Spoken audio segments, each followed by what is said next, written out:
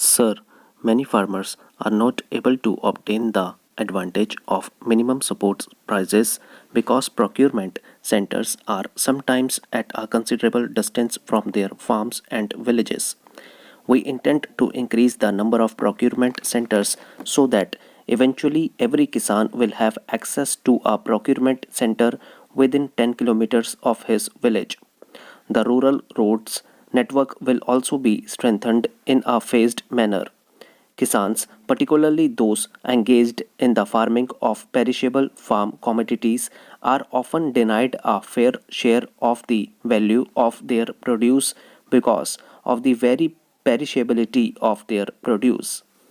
The only answer lies in expanding rural godowns and cold or cooled storage facilities. To this end, a special program is being instituted for the extension of institutional credit on attractive terms for the establishment of cold or cooled storage facilities in rural areas. There is scope for substantially improving credit facilities for the farm community. We propose four specific steps in this regard. First, we must rectify the problems of credit not being available to members of cooperatives because of the cooperatives to which they belong having become ineligible for NABARD refinance. We have decided to open with effect from the ensuing Rabi season a special line of credit of rupees 100 crores through cooperative and commercial banks, which will be earmarked exclusively for scheduled caste and scheduled tribe farmers. Second, scales of finance or for short-term production credit will be revised annually so that the credit made available to the farmer fully meets the recommended doses of inputs at current prices to meet his cultivation requirements. Third, a special credit regime is being instituted for Kisans in rain-fed farming areas covered by watershed development programs. The new regime will operate on the basis of ensuring the availability of credit through a 3 to 5 year cycle so as to even out the inherent risks involved in good and bad monsoon years appearing in a cycle in such areas. The special credit regime will take into account problems of overdues which arise within a cyclical period to ensure an adequate flow of credit in support of viable crop production and other allied activities. This regime will be reinforced by a major program of watershed development in rain-fed farming areas. The fourth step is essentially procedural, which Kisans will immediately recognize as being of the utmost importance of their requirements. The National Agricultural Credit Relief Fund will devise a comprehensive relief policy based on the special characteristics of production and the severity of damage in different agroclimatic zones. Through the rescheduling of loans and waivers of interest and principal in defined circumstances, the credit needs of farmers in different zones will be kept in view. While we have invested astronomical sums of money in land improvement and irrigation, our management of land and water resources has been so poor as to render the benefits secured far below the optimum achievable. We propose to take a number of steps to improve the management of our land and water resources. During the next 5 years, irrigation waters will be made available on an assured basis to an additional 1 crore available hectares of land in the command areas of canal projects. The authorities concerned will be held responsible for water reaching the farmers in assured quantities and at the right time. Also, 10 lakh tube wells and dug wells are to be constructed every year, and 5 lakh hectares will be covered annually for the program of desilting and maintenance of village tanks and ponds. Second, the productivity of unirrigated land is to be enhanced through effective watershed development and moisture conservation. This program will extend to 50 lakh hectares during the 8th plan. Third, 25 lakh hectares of Barani land will be reclaimed at the rate of 5 lakh hectares a year. We need not wait for the commencement of the 8th plan to take up these projects. A beginning should be made this year itself. Plastic culture holds vast potential for increasing agricultural productivity. The uses of plastic are many, especially in irrigation, storage, and packaging. Existing plasticulture schemes will be substantially expanded. It is proposed to extend incentives for the installation of sprinklers of drip irrigation systems to all farmers. During the 8th 5-year plan, 1 lakh additional sprinkler systems and 1 lakh drip irrigation systems will be installed to optimize the use of scarce water resources. Good seeds are the basic foundation of higher agricultural productivity. The new seed policy is under implementation, and the buffer stock being built will ensure that Kisans have access to high quality seeds and planting material at reasonable costs. We are particularly concerned about small, marginal, and SC/ST farmers. With effect from Rabi 1989-90, supply of improved seeds will be ensured. Agricultural research is simply not getting the attention or priority it needs. We are reconstituting the Indian Council of Agricultural Research, and I shall take over as its president. We have two major objectives in mind.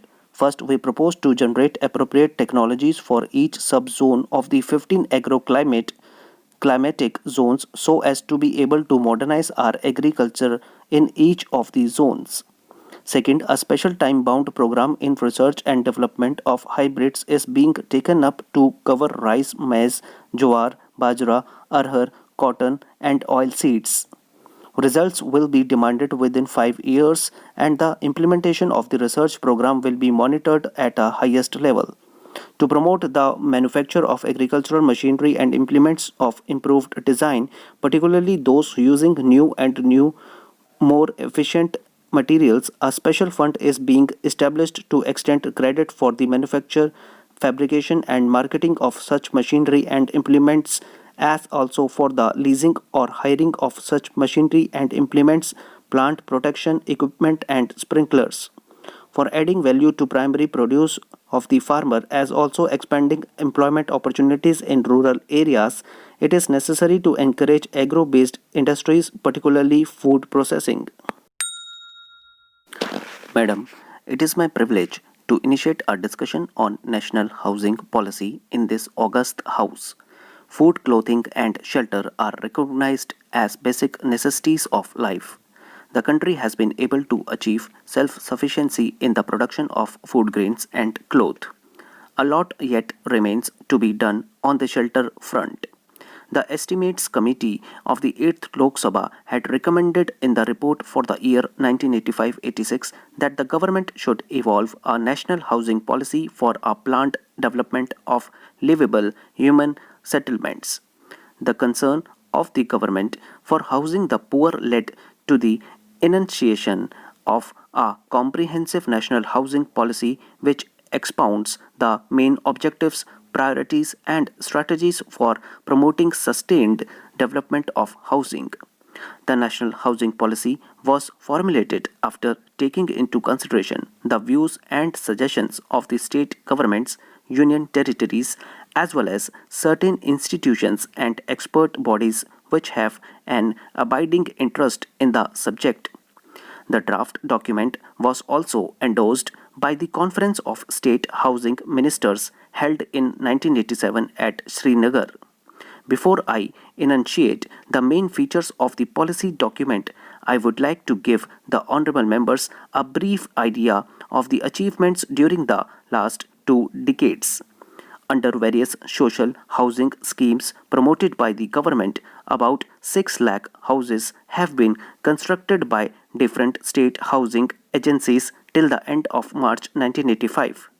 In addition to this, 1 lakh houses have been constructed for other income groups, 40,000 units for plantation workers, and over 6 lakh units by different cooperative housing societies. Under my ministry's directions, HUDCO has, since its inception, sanctioned over 5,600 schemes in almost all the states and union territories at a project cost of about Rs 4,600 crores till the end of October 1988. This will result in the construction of about 14 lakh dwelling units in urban areas and 15 lakh dwelling units in rural areas. The HUDCO has also been supporting the sites and services schemes on a large scale. Over 2 lakh developed plots will be provided as a result of HUDCO loans so far. The finance institutions like LIC, GIC, and the Unit Trust of India are also providing substantial funds annually for the construction of dwelling units. The policy document outlines the main goals to be achieved in housing by the turn of the country and states the basic objectives, priorities, and the main target groups which it intends to focus on. Appropriate strategies are envisaged for implementing and translating the policy into reality within a definite time frame. Needless to say, housing finance and availability of serviced land are the major desiderata of a quantum jump in housing. It is hoped that HUDCO and the recently established National Housing Bank will help in greater flow of funds for creation of new housing stock. As honorable members knows, points 14 and 15 of the revised 20-point program lay considerable emphasis on housing for the economically weaker sections in urban areas and for the landless workers in rural areas. During the past 8 years, more than 82 lakh plots have been allotted to the landless workers in rural areas and 34 lakh such families have been given construction assistance.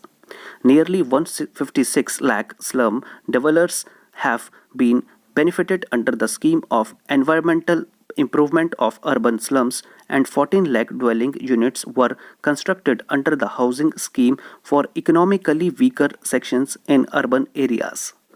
Under the Indira Awas Yojana, 4 lakh dwelling units have been constructed for the scheduled castes, scheduled tribes and freed bonded laborers in rural areas.